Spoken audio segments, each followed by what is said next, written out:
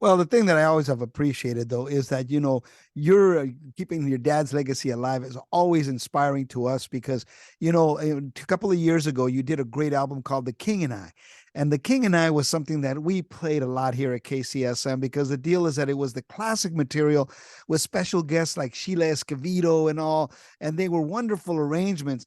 And I love that picture of the cover of you sitting on the throne, The King and I, Yeah, which they're is made out of timbales and stuff. Yeah, pretty cool. so that was really cool. Tell us a little bit about what was the impetus to do The King and I, man. The experience of recording this album was something really uh, true to me because I wanted to do something on his 20th anniversary of his passing, and we got it released remotely simply because we were in lockdown at the time.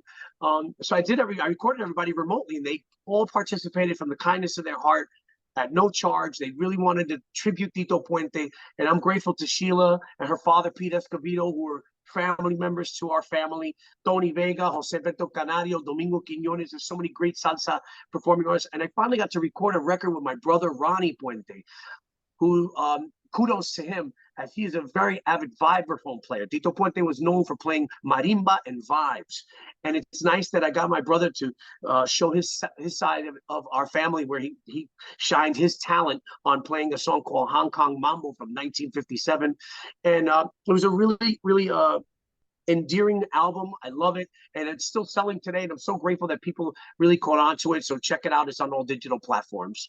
But for you, Tito, I mean, you also, went in your own direction at a certain point. I mean, and we're doing, freestyle music that really caught on, man, in the dance halls at a time when the music was really changing. I mean, really from, the live, performances of bands to more of a DJ oriented music.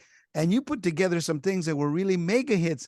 Talk about, for you, that particular chapter in your career and perhaps, what motivated you to want to go in that direction, man? Before my father passed away in 2000, of May 31st of 2000, I had my own career. I was doing Latin dance music and freestyle and house music, and it was extremely popular in the 90s, early 90s especially. And I think that comes from the urban upbringing of Spanish Harlem, of New York, the Bronx, hip hop. It comes from really that, and then of course it moved over to the West Coast with Southern California came out, and of course San Francisco Bay Area had a lot of dance music with dance music radio stations, and I was conducive to playing that style of music, and I was producing a lot of records at the time, and that's really when the younger generation of salsa artists came up. Mark Anthony, La India, George Lamont, those guys were starting to do Latin music and salsa music. And I love the fact that they were crossing over into that realm. And Ralphie Mercado at the time, RMM Records, was dabbling into that style of music. And my father wanted to get into it too. And Tito Puente was always reinventing himself by working with artists in hip hop and freestyle and dance music and and all genres of music and rock as well.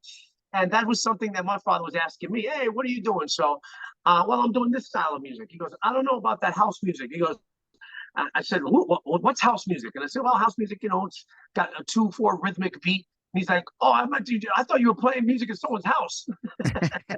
so, so my father wasn't really keen on that type of music. However, he did participate in it, and I got to do a record. I got to remake Oye Como Va, a dance music like format.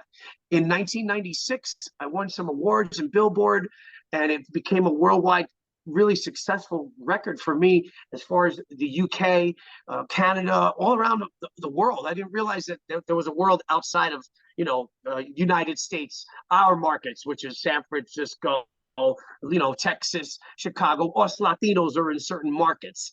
And then I realized, wow, how far reaching Tito Puente music was as I started traveling to the Far East and to the Orient.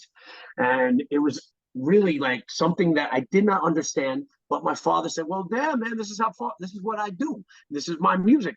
And it took me there. And I was so appreciative of that. And so I asked my father to be in the music video called Oye Como Va.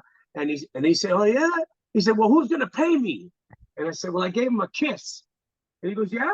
Well, your kisses are very expensive. So really, really cool to have career with Tito Puente and share stages with him, and seeing all our friends and family just come together, especially with the Numero 100 album, where we had La India and Mark and Tito Nieves and all those great artists participating and celebrating this man as we are today, 100 years of Tito Puente. And I'm so grateful. I'm getting so many inboxes this morning. Again, I appreciate all your love. Please, in the name of Tito Puente, in the name of the mambo, the rumba, and the cha-cha-cha, play Tito Puente music today. I think that's what my father would want the most. Everybody to play his music. Tell Alexa, play Tito Puente music and let it play all day. You won't get one repeated song. And play Tito Puente music and enjoy it. Even the ups and the downs. There's some obscure songs. The catalog is so vast, Jesse. Right. I mean, you can imagine whether from the Latin jazz sessions that he's recorded to the live sessions that he recorded with Dave Valentin, Giovanni Hidalgo, Mungo Santa Maria, all those great artists that he performed with, to the older stuff, which I particularly like, from the 1950s and the 40s, that great Dance Mania album, Volume 1, Volume 2, Timombo, Puente and Percussion. You're going to hear some most amazing and innovative Latin American music of our generation. And no one can really say that they had that amount of music and that much impact as much as El Rey de Timbal, Tito Puente. But please play his music today and celebrate with us for 100 years of Tito Puente. No, it's totally cool. But I know that, having known your father, he always would share that, that early on when he signed with RCA Victor, he did not have an easy time. He said, he goes, people don't realize, he goes, how difficult it was to get to the top. He goes, and the thing is that your father had this incredible competitive drive. And, when they had the Palladium and he was going mano a mano with Machito, with Tito Rodriguez, Tito Puente had to be the winner of the night, man, So, but talk a little bit about that, man, the competitive spirit of your father that helped him to ascend to the top as the top band leader of his generation, man. I don't know where that comes from. I'm going to say it comes from his parents and maybe Grandpa Ernest and Doña Celia, as she struggled. The woman struggled throughout her entire life until my father became successful and they could give back to her. And when you come from humble upbringings, it gives you a drive that like no other.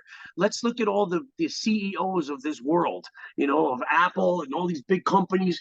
They come from single family homes and they come from humble beginnings and poor and broke, and you see them just become these superior icons and people of stature, and will be revered and remembered for decades and eons, and like Duke Ellington, Count Basie. We'll go even to Beethoven and Tchaikovsky. I mean, I put Tito Puente in that category as a genius writer and such a drive that I don't understand it. And my mother couldn't either, and none of us. We would always be in awe on the way he did it. I think I had that instilled in me because it kind of annoys my family, because I wake up every day and it's all about Tito Puente and here we go, and we're going here and we're traveling, and I do 52 weekends a year now. Wow. I didn't think I would be working this much in this career that my father has left such a vast catalog. Remember, I was into rock music. I wanted to be a rock star. And I felt that this is now my calling, to bring that bridge of new generation so that people can remember his music. But that drive, I think, it must be something like midichlorians inside the Puente family, because my sister has it too, and I think my brother has it too. Us Puente kids, we have that drive, to get up every morning and to be the best that we can be. Well, it's a great example that he said, man. But behind every great man is a great woman. And I remember your mother, Margie, because, I was a reporter and I wrote for a lot of newspapers and all. And every now and then I'd have to fall into a deadline.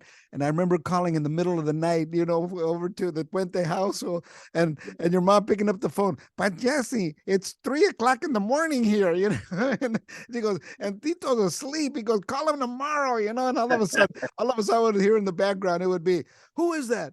He goes, oh, well, this reporter from San Francisco, give me the phone. And he'd pick up the phone and he would start doing the interview. He would give me my quotes and I'd say, And so I always, looked at Margie as kind of being the gatekeeper, if you will, to your father, man.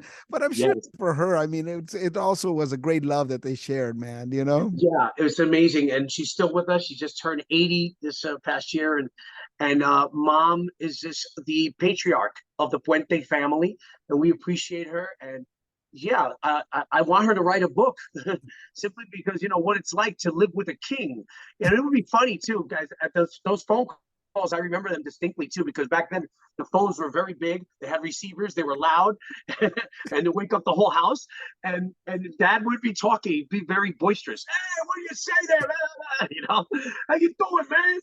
And one thing, but here's a quick story. One time, I think a celebrity called the house. I'm not sure which one. It could have been Carlos Santana or Sheila. One of them called the house.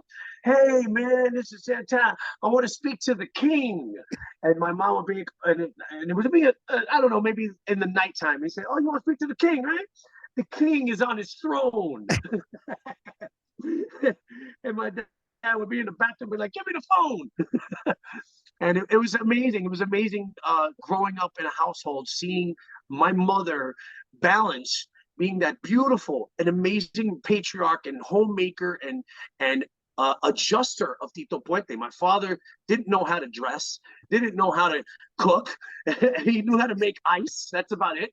And Margie Puente was the one that really stuck and held in there and was with my father for over 35, 37 plus years, and just became and really like shined a light on my father and took him to that place where he needed to be seen, that stardom, Mhm. where my father's being featured in magazines and around the world, and just being presented as a professional icon that he was. My father, again, was a street guy, street musician. You know that, Jesse, he talked like a street guy. So he wouldn't understand it if he got invited to the White House. So my mother would be that etiquette person, like, all right, you need to adjust your tie because it's hanging off and you got to stay in here. And she would just help him out. And he'd be like, hey, don't worry about it. I'm okay. I'm the king, and like, oh, yeah, well, you look like a sloppy one. So, and that's something that it was instilled in me too, and I appreciate that with my wife too, because she kind of dresses me too. I dress like a slob. I think I take after my father a little too much when it comes to the dressing thing, but it's nice to see that my mother did all that for him and truly embraced who she was too. She is again patriarch of the Puente estate and the family. We appreciate her, and I'm glad that you got to be friends with such a great lady like that. Oh no, the whole family, bro, is just incredible. You're incredible. And I really want to thank you for taking time out on a very special day celebrating your father, which I think is beautiful. But you're going to be over at Yoshi's, man, this coming Thursday. And I think it's going to be great for everybody to be able to go in and celebrate your dad, celebrate you, hear the music. But what can people expect? What kind of band are you bringing, man? Man, I got a great orchestra that I work with a lot, and I got this really young, talented kid named Wally. He's about 18 years old. This kid is a spitting image of Tito Puente as he plays and just he emulates Puente to the highest regard. He's such a great kid. So I would like to encourage everybody to come on out. It's Yoshi's. It's April 27th in Oakland, California. We're going to be celebrating the centennial of Tito Puente. I'll have a nice Latin jazz ensemble with me that particular evening. And they're great cats. I worked with them for many years. And it's really something to come out. Come on out. And I'll have, of course, some music there too. And by the way, I wanted to just really briefly throw a little plug in here of my hot sauce. Tito Puente You not got only hot makes hot sauce. music, I make hot sauce too. So this is called Mamo Diablo sauce. You guys can buy these online. I have them all over the my social media pages. I got 4 different hot sauces. It's something clever that my wife came up with. She says, hey, people like to listen to Tito Puente music and then of course eat salsa too as well. So yeah, I'll have all that at Yoshi's. But come on out, get your tickets now at yoshis.com. It's a great, nice, calm evening of Latin jazz music and celebrating the icon Tito Puente, April 27th. Well, I think it's beautiful, brother. And anything you want to say to the folks in closing, man? Yeah, I like to say to the young people, to the youth, because first to the parents and the grandparents out there, teach your kids about where Latin music comes from. Google Tito Puente, Support Tito Puente music. Listen to Tito Puente music today and teach your kids about the music of Puente, Celia Cruz, Fania All Stars. And they're Dizzy Gillespie is so important for the kids today to understand that. I know today they're listening to Daddy Yankee and Jennifer Lopez, Bad Bunny. They're listening to these pioneers of reggaeton and pop music. But always remember where they come from. They come from that sound that we started, or Puente started, that my father started, which is from that 1930s and 40s, the Afro-Cuban mambo sound. So teach your kids about that, and just go to Google and Google Tito Puente. And for the young people that are listening and tuned in, surround yourself with creative people, and thus you'll be creative. My father taught me that when I was very young. And if you are young upcoming musicians, I hope and pray to you that I can maybe give you that advice. If you surround yourself with other singers, percussion players, piano players, flute players, singers, dancers, anything in the art, the cultural arts especially, surround yourself and get yourself involved in different programs, and then you will get and resonate, and of course bounce ideas off each other. You influence each other basically. And I encourage you guys that. And if you can't do that, the internet is a fantastic place to do that. Discover Tito Puente on YouTube.